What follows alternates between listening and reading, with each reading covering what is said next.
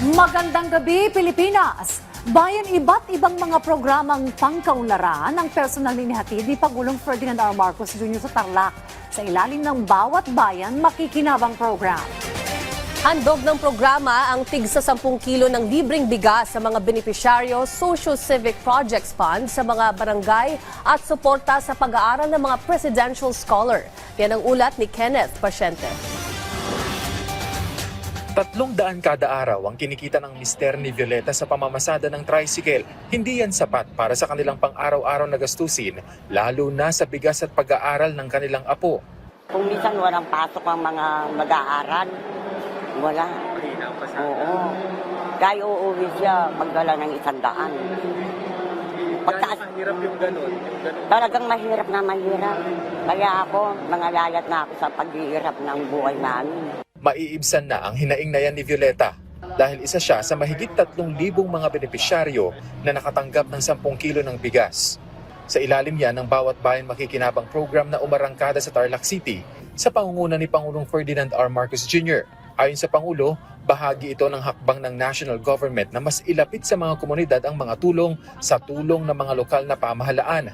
Patunay dyan ang pagpapaigting ng paggamit ng Local Government Support Fund o LGSF. Magpatulong tayo sa local government. Unang-una, dahil isang malaking bahagi, itong mga nakikita ninyo sako ng sa 10 kilo na sako ng bigas, ito po ay ating binibigay para sa ating mga kababayan na nangangailangan. Nakakalungkot po, pero ang katotohanan, marami pa sa ating mga kababayan na hindi nakakatiyak na makakain. Kahit sa isang araw, minsan lang kumakain, o sa 2 araw, 2 beses lang kakain.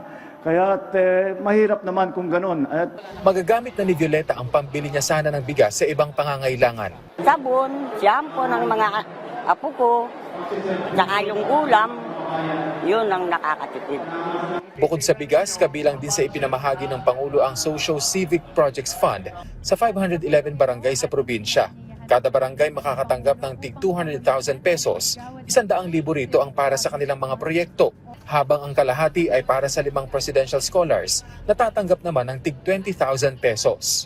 Lahat ay pantay-pantay ang ating ginagawa. At hindi na para matanggal na, sasabihin na, doon lang may nagsasabi, tinutulungan mo lang yung mga kung saan kayo nanalo, kung saan kayo natalo, hindi kayo na tumutulong. Hindi po tayo ganoon.